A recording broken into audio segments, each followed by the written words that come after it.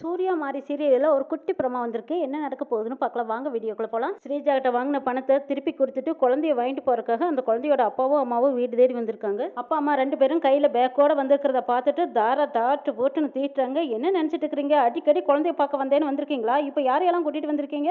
என்ன சும்மா சும்மா எங்க வீட்டு குழந்தைய பார்க்கறதுக்காக நீங்க எதுக்காக வந்திருக்கீங்க? அதுவும் கையில பேக்கோட வந்திருக்கீங்க. என்ன இங்கேயே தங்கலானே முடிவு பண்ணி வந்துட்டீங்களான்னு கேட்குறாங்க. அவசரப்பட்டு வார்த்தையை விடாதீங்க. நாங்க ஒன்றும் இங்க தங்கறதுக்காக வரல. நாங்க வாங்கினதை கொடுத்துட்டு கொடுத்ததை வாங்கிட்டு போலான்னு வந்திருக்கோங்க. கொடுத்தீங்களா வாங்குனீங்களா? என்ன எனக்கு ஒன்றும் புரியலையேன்னு கேட்குறாங்க சித்தாரா. அந்த ஸ்ரீஜா வச்சிருக்கிற குழந்தை எங்களோட குழந்தைன்னு சொல்றாங்க. இதை கேட்டுதான் அங்கே எல்லாத்துக்கும் அப்படியே இட்டி விழுந்த மாதிரி பார்த்துட்டு இருக்காங்க. என்னது உங்க குழந்தையா? என்ன சொல்றீங்க அப்படின்னு கேட்குறாங்க தாரா. ஆமா மேடம், ஸ்ரீஜா கையில வச்சிருக்கிற குழந்தை எங்களோட குழந்தை. இது மாறி மேடத்துக்கும் தெரியும்னு சொல்றாங்க அந்த ஸ்ரீஜா. மாறியும் ஆமான்னு சொல்லிடுறாங்க. ஸ்ரீஜா கிட்ட நான் எவ்வளவோ எடுத்து சொல்லி பார்த்தேன். தாயும் குழந்தையும் பிரிக்க வேண்டாம், அவங்க குழந்தைய அவங்க கிட்டே கொடுத்துடுன்னு நான் சொல்லி பார்த்தேன். ஸ்ரீஜா தான் கேட்கவே இல்லைன்னு மாறி சொல்லிடுறாங்க. ஸ்ரீஜா குழந்தை தான் நம்ம உயிரை காப்பாத்துன்னு சொன்னாங்களே, அப்ப அது எல்லாமே பொய்யா போச்சா?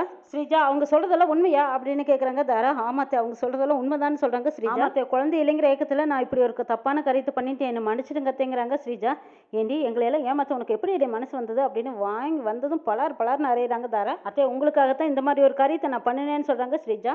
எனக்கு இவ்வளோ பெரிய துரோகம் பண்ணுவீன்னு நான் நினைச்சு கூட பார்க்கலடி அப்படின்னு சொல்லி மறுபடியும் அறையிறாங்க. அதுக்காக எனக்கு இவ்வளோ பெரிய துரோகம் பண்ணுவியா? யாரோ பெத்த குழந்தைய கொண்டு வந்து அது உன் குழந்தைய நீ சொல்லுவே, அதை நான் நம்பணுமா? இவ்வளோ பெரிய பொய்யை சொல்லி நம்ப வச்ச உனக்கு இந்த வீட்டில் இனிமேல் எனக்கு இடம் கிடையாதுங்கிறாங்க தாரா. பாண்டி ஓடி வந்து சிஸ்டர் பாவ சிரிஜா, பாவம் சிஸ்டர், விட்டுருங்க விட்டுருங்கிறாங்க.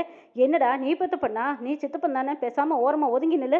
அவ செஞ்ச காரியத்துக்கு அவளை மன்னிக்கவே கூடாதுங்கிறாங்க. அந்த இடத்துல எல்லாத்துக்கிட்டையும் கெஞ்சிக்கிட்டு இருக்கிறாங்க. சித்பா எனக்காக நீங்க பேசுங்க சித்பாங்கிறாங்க. இருமா நான் பேசி சமாதானப்படுத்துற சிஸ்டர் அப்படின்னு சொல்லிட்டு சங்கரபாண்டி ஏதோ பேசி பார்க்குறாங்க. ஆனால் தாரா மனசு அமைதியாகிற மாதிரி தெரியல. இவளுக்காக யார் சப்போர்ட் பண்ண வந்தாலும் இவளோட சேர்ந்து வெளியில போயிடுங்க அப்படின்னு சொல்லிடுறாங்க.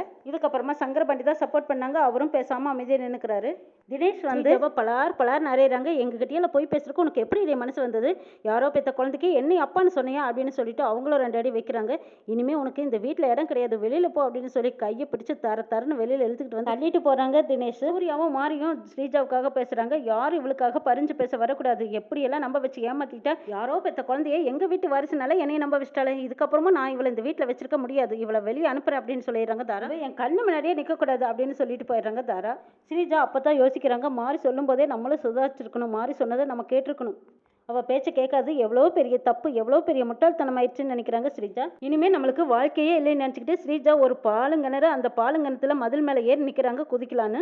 இந்த சூழ்நிலையில் ஸ்ரீஜா எங்கே போயிருப்பான்னு தெரியலையே. எப்படியாவது அவளை சொல்லி சமாதானம் பண்ணி வீட்டுக்கு கூட்டிகிட்டு வரணும்னு மாறி பின்னாடியே தேடிக்கிட்டு போகிறாங்க. ஸ்ரீஜாவை தேடிட்டு போகும்போது ஸ்ரீஜா அங்கே மதில் சுவத்து மேலே ஒரு கிணத்துல நிற்கிறத பார்த்துட்டாங்க. மாறி போனதும் கையை பிடிச்சி இழுத்துக்கிறாங்க. என்ன ஸ்ரீஜா பண்ணுற? இவ்வளவுதான் உன் வாழ்க்கைன்னு நினச்சியா? உனக்கு இன்னும் வாழ்றதுக்கு காலம் இருக்குது, தேசம் இருக்குது. நீ என்ன இப்படி ஒரு முடிவெடுத்திருக்க?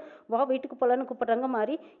இல்லை இனிமே அந்த வீட்டில் என்னை யாருமே மன்னிக்கவும் மாட்டாங்க, ஏற்றுக்கவும் மாட்டாங்க. என்னை இப்படியே விட்டுற, நான் செத்துடுறேங்கிறாங்க. ஸ்ரீஜா இப்போ நீ வரப்போறியா இல்லையான்னு மாறி ஒரு பலார்னு ஒரு அறை வச்சு கூட்டிட்டு போறாங்க. மாறி நீ சொல்லும் போதே நானும் கேட்டிருந்தேன்னா எனக்கு இந்த அளவுக்கு நிலைமை வந்திருக்காதுங்கிறாங்க ஸ்ரீஜா. நான் சொல்லும் போதெல்லாம் நீ கேட்கவே இல்லையே, காது கொடுத்து கூட நீ கேட்காம போயிட்டு இருந்த, இப்போ அனுபவிக்கிறியா? உனக்கு எவ்வளவு பெரிய பாதிப்புன்னு இப்போவாது உனக்கு புரியுதா? சரி வா, எப்படியோ சமாளிச்சா அந்த வீட்டில் தான் வாழ்ந்தாங்கணும், வா போலான்னு மாறி சொல்லி கூட்டிட்டு போறாங்க. ஸ்ரீஜா இதுக்கப்புறமாவது திருந்துவாங்களாங்கிறது எபிசோட்ல பார்க்கலாம்.